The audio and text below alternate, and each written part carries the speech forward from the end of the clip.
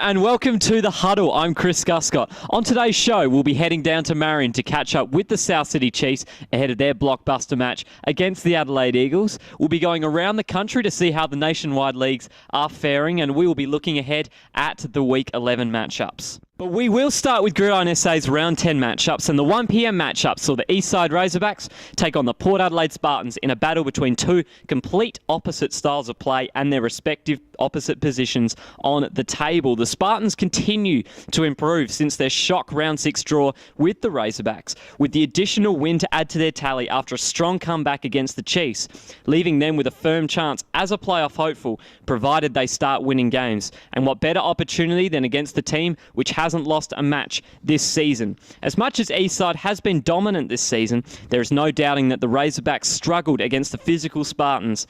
Yet with their potent lineup set to secure their spot at the top, this game will provide no easy yards or points. So here we go, the Smash Mouth Spartans versus the free-flowing Razorbacks in potentially another classic. We will start in the first quarter. Spartans beginning to drive. 2nd and 5. Usually it's Aaron Dixon making the runs for the Spartans. This time it's Evan Chewy making a spearing run right down the gut of the defense. Spartans threatening early. Spartans will turn it over on downs. Razorbacks now midfield. 2nd and 10. Simons fumbles the handoff. Recovered by Quinton Giles. Few successful run plays beforehand, but they will cough it up this time round. Later in the quarter, they will have the ball back. This first quarter was full of 5-yard gains and hard defense. This sums it up perfectly. Quinton Giles rocking Wellborn out of bounds. He was everywhere in this one, more from him to come. The first quarter was a tough scoreless slog, so we're going to head into the second. Spartans near midfield. First play of the new drive. And Henry Olsen. Invite you to meet Ryan Otten's massive open field tackle for a loss on the end around play. Spartans giving nothing to the Razorbacks. 2 plays later, 3rd and 7. And here comes the big man again. Giles gives Wellborn a taste of the turf. Razorbacks continue to struggle against the Spartans. Terrific punt leaves the Spartans deep in their red zone, but that's nothing that Dixon cannot fix. He makes an off-tackle run look effortless as he gets into the secondary. He is almost gone. If not for a desperation last-man tackle from Hugo Pedler, the Spartans are out of danger. They turn it over on downs again, however. And the passing game is finally starting up. Wellborn to Joss Builder for the big game on the quick slant. Here come the Razorbacks through the air. 3rd and 9 now. Later in the drive, Wellborn on the quick drop. Goes long to Builder, and the underthrown pass falls straight into the hands of Ryan Hassel. Big play to stop the Razorbacks. Again, both offenses not going very far. 2 plays later. And Dixon again bails the Spartans out of bad field position. Another searing off-tackle run. He had 104 rushing yards in the first half alone. He was on fire. And here he goes again. Ducking and weaving through the box to get into the secondary yet again. They are just struggling to contain Dixon in this one. Very next play. They take it to the air, and this isn't so effective. Jordan Blanco jumps in front of the pass. Pulls in to stop the drive on the stroke of half-time. Both teams locked here in a defensive struggle. 0-0 as we head into the first drive of the half. And here is that lethal combo again. Wellborn, he will find Builder on another big gain on the quick slant pass. Eastside, they're making ground early in this one. They will be forced to try for a field goal. And this is where you need to see this to believe this. Hugo Pedler, his 32-yard attempt is blocked, and Ottens will get his hands on it, and he could go all the way to the house. He will return the special teams play for a touchdown, and the Spartans out of nowhere take the lead early in the third quarter. They now lead 6-0. Unbelievable play, ensuring drive, first play. And Simons, he will make a lovely cut back to find a huge gap down the middle of the field to get the immediate first down for Eastside. They're now playing catch-up in this one, 4th and 4, and they're going for it. Wellborn drills this one down the middle. No one's home on the play. Flag is thrown. They're called for a holding. Unsportsmanlike foul as well, and the Razorbacks will keep this drive alive. Now 3rd and 8 on the 12. And the scores, they will be levelled. Wellborn sits back, quickly finds Steve Mann, and he will pierce his way into the end zone for the touchdown. The Razorbacks now bringing this one back to even terms in the third. The plot continues to thicken. Spartans punting after an unsuccessful drive. And it is becoming almost unfair how one man can be so lethal on special teams. Henry Olsen, who has had 2 special teams touchdowns in the last 2 weeks, he starts to dodge and work his magic, and he is going back to the house. However, this one is going to be called off for an illegal block in the back after the umpires meet, and the Spartans, they're going to dodge a huge bullet. We head into the final quarter, intriguing 15 minutes to follow here. First play of the final quarter. And fullback Andrew Novice, he will take a circus-style catch, gets the first down nonetheless, moves the Spartans past midfield. Next play following a penalty. And here's Mr. Dixon again. Tears through the gap provided by his lineman, and he is set for another big game as he pulls the Spartans inside the 30. Here they come. 4th and 4, last chance to keep the drive alive. In Razorbacks territory, Dixon, he delivers. Again, pounds his way for another first down. Can they break at the deadlock? Now 3rd and 9. Novice fakes the handoff, rolls to his left, and finds Sam Charalambous in the end zone for the touchdown, but it is ruled incomplete. Steps outside of the faintly marked line at the same time as catching the ball. Spartans can't believe it. Now going for the field goal. Snap is poor, and even with a clever shovel-off pass to the placeholder, Ottens, the Spartans will end their drive with nothing to show for it. The score is still tied.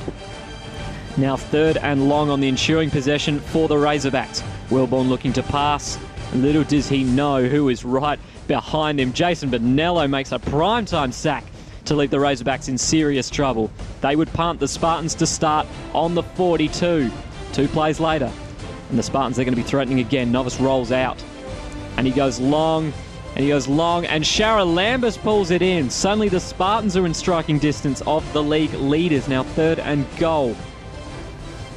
Going to dish this one out to Dixon, and of course he is going to do the rest. Cuts inside, finally a touchdown, or is it? There's a flag on the play. The umpires, they will come together, and after short discussion, they will call holding on the Spartans. Another score is disallowed, and the score will still be tied. Unbelievable progressions for the Spartans. They could have been 2 scores up. So here's a field goal late from Ottens, 33 yards. He will miss it to the right. Scores are still tied. Huge chance miss. Ensuring drive. Wilborn sits back on 3rd down. Long pass down the middle. He finds Simmons in the middle. Massive play to start the pressure late. Can they make anything of this? 2nd and 10 later on. And the Spartans, they will hold firm. Ryan Hassel pulls in the 2nd interception of the day. Crucial play, and the Spartans have the ball late in this one. 2nd down. And Dixon, he will make a hard run for roughly 10 yards late in the contest. The ball is spotted on the line. And after a few complaints from the assistant coach, there is going to be a flag thrown, and it is towards the sideline. A massive show of ill discipline from the bench. It's going to cost the players on the field a huge chunk of yards. Will they be made paid for it?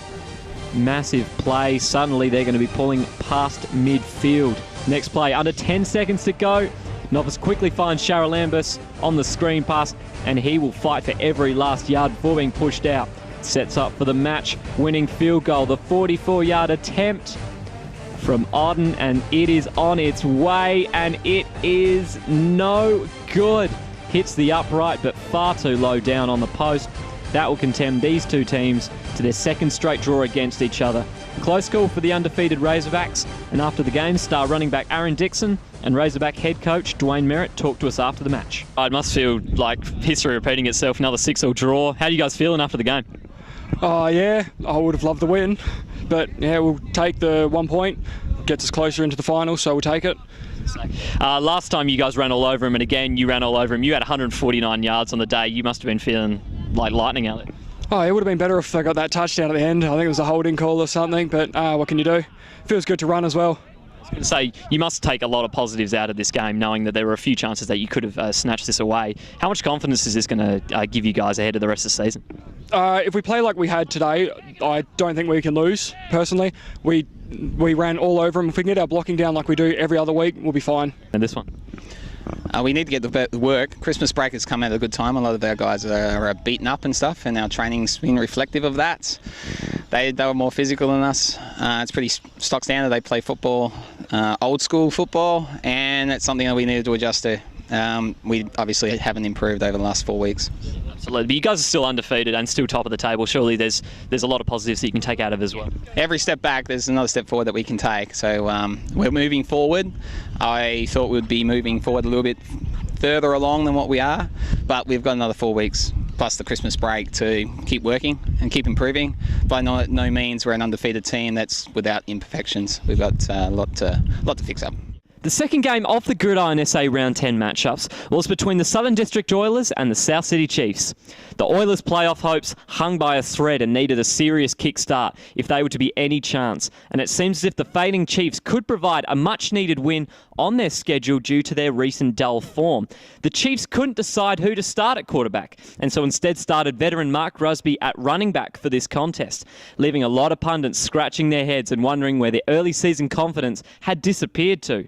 However, it's hard to see why there is reason for concern, considering that the Chiefs have a safe margin over the Spartans in third place, meaning that the final spot is already theirs to lose. Yet with the Oilers making every match competitive this season, they would have to hold tight for now. So we are set to get underway between the Chiefs and the Oilers, both teams looking to break their poor form ahead of the final games of 2013. First quarter, with the Chiefs driving. Whitehead will sit back in the shotgun on 2nd and 13. Unloads down the middle to find Aaron Kemp spearing down the centre. He will get a handy gain on the play. The Chiefs out of their own red zone. Next play, and this is how you beat a defence long. Whitehead takes a snap, laterals to Rusby. Under pressure, finds Zach Bartlett wide open down the field. He's just going to have to waltz into the end zone for the opening score of the game. 58-yard touchdown play. The Chiefs now lead 7-0 already on the board and putting the pressure on the Oilers. First play of the ensuing drive. Here comes Simons, and the Oilers gets a lovely gap open for him, and he is sure to move the chains here. Wonderful run. Now 1st and 10 on the next play. Wes McGuinness, he's going to take it to the air in strong fashion. Under pressure after rolling out, cannons the ball into the outstretched hands of Simons. Terrific concentration to hang on to the catch, and the Oilers, they will advance again. Third down on the same drive. Wes McGuinness, he's going to drop a long way back, gives himself time to throw into the end zone to Proctor. It is tipped and intercepted by Mark Rusby, gets his feet to stay in bounds and gives possessions back to the Chiefs in the first quarter. South City's defense bending but not breaking in this one yet. Now on the ensuing drive, 3rd and short. And this is how you defend a read option. Wes McGuinness on the defensive side makes a massive sack, forces 4th down. Entertaining first quarter sees the Chiefs in front. Maybe not for long though as the second quarter begins. Oilers building a nice drive. Wes McGuinness tosses out to Simons.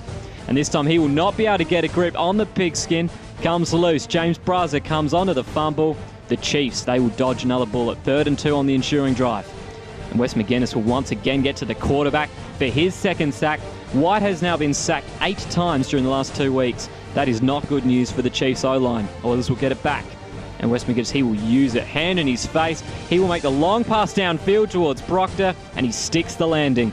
Huge catch, puts the Oilers on the 5, but it will be waved off thanks to a holding penalty. Massive loss for the Oilers, and they're going to go back and have to restart again. Next drive now. Chiefs facing 3rd and 13. Here's a good play to help out with 3rd and 13, all right. Whitehead finds Kemp in space down the middle. Another big play from Aaron Kemp. He was on fire in this one. Next play, and Rusby is used to doing this as a quarterback, so he has no trouble finding the gap to make his move and make the chains move.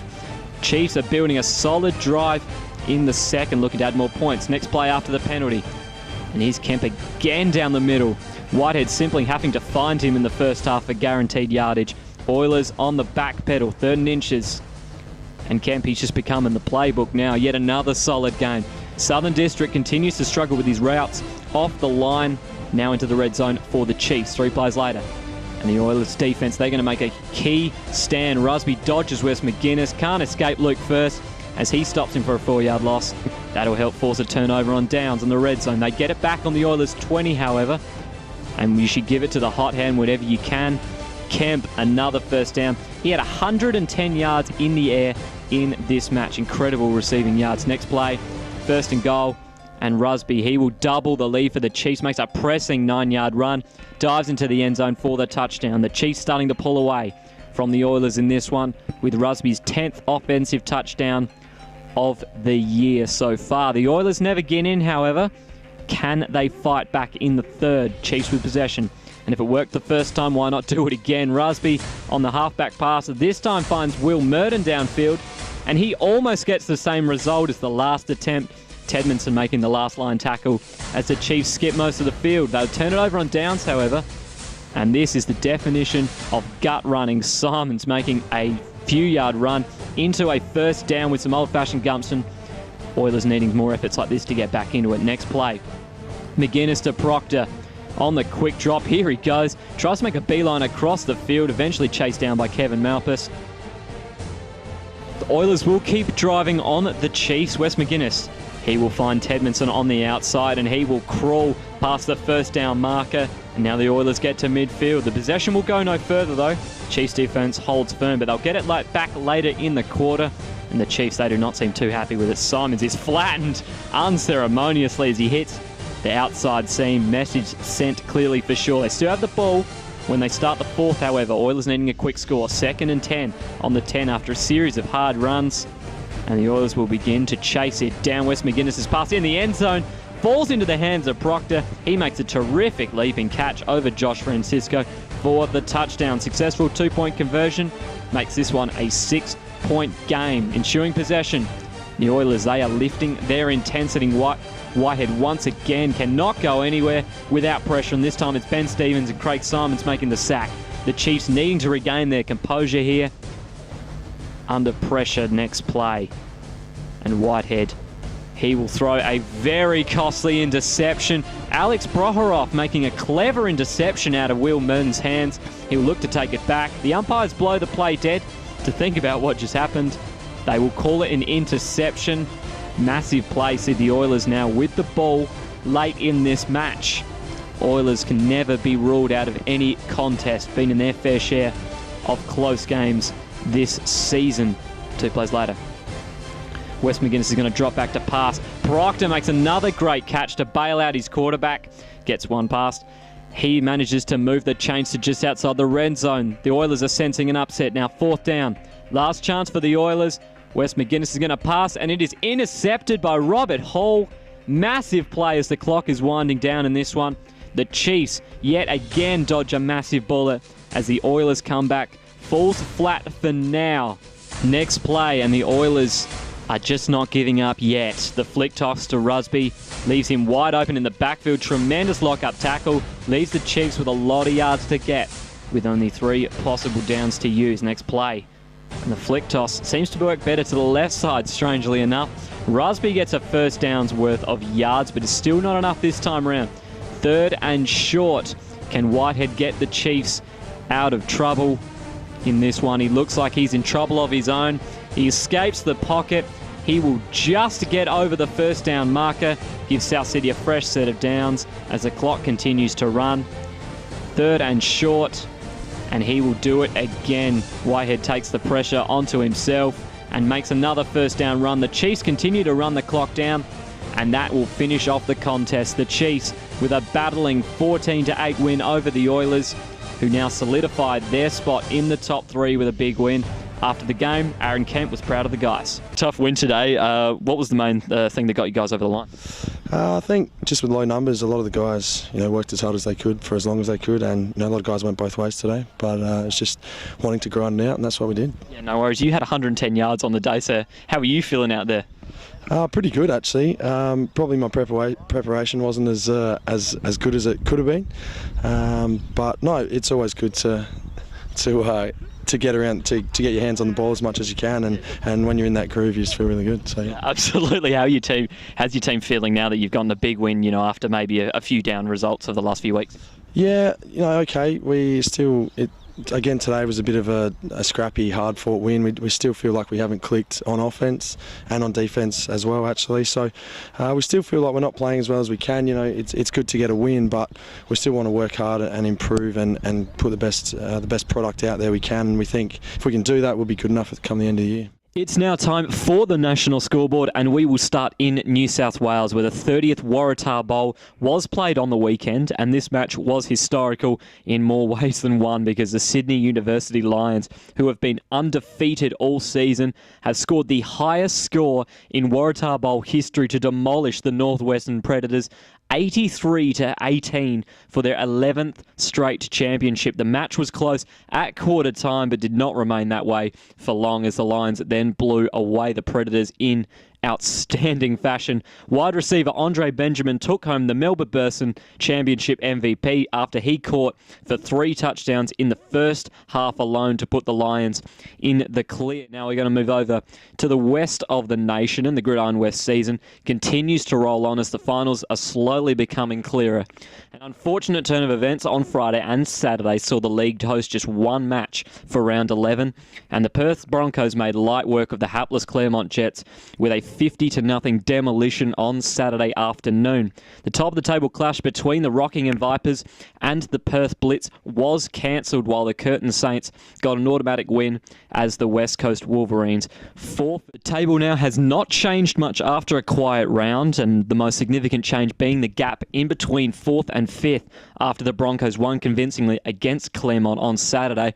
The top 3 remains tight as ever, and the final round before the Christmas break will provide a good sign to see which teams are contenders or pretenders, with the Perth Derby kicking off Saturday's festivities, and that is followed by the Saints and the Vipers, and that is your national scoreboard. And from there we move on to the Huddle Spotlight, and this week we caught up again with Chiefs tight end Aaron Kemp.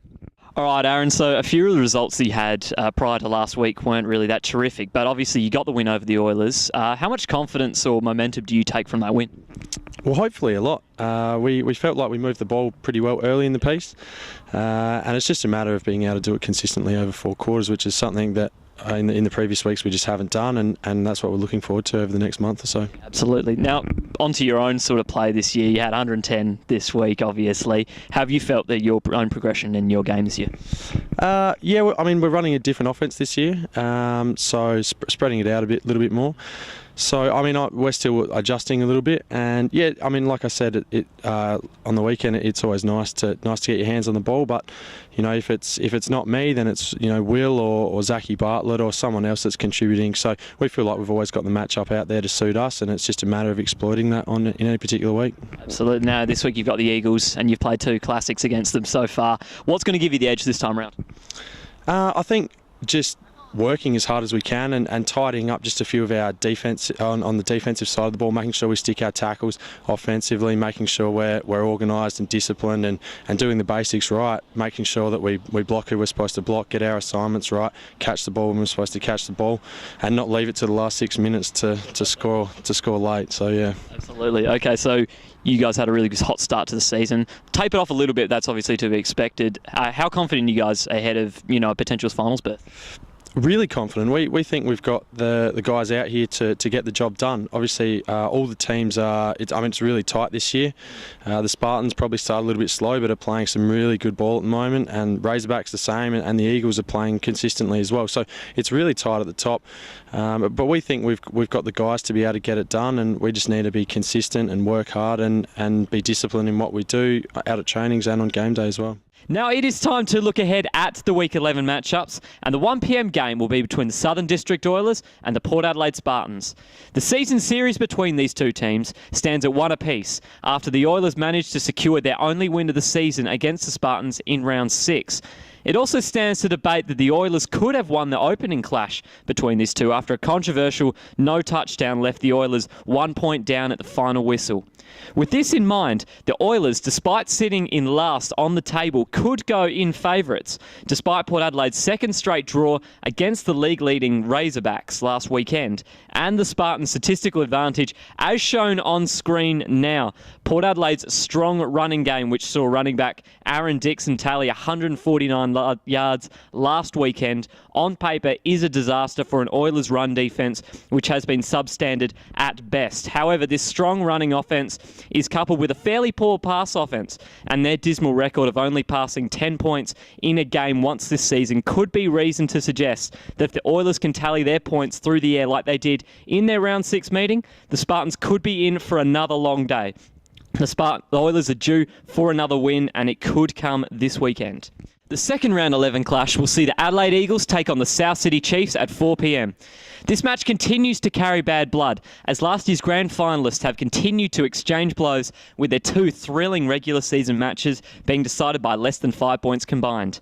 The round 6 meeting saw the Chiefs steal a draw within the final 6 minutes of the match, leaving the Eagles still without a victory against South Sydney this season after a 4-point classic in the opening round. What makes this match more interesting is that both of these teams are locked in an almost dead heat in second and third on the table, and with the Razorbacks pulling away ahead and the Spartans falling behind below, this match could be a potential semi-final preview. Due to both of these teams having varying strengths, this match could come down to ball protection and security, a category in which the Chiefs certainly hold the upper hand.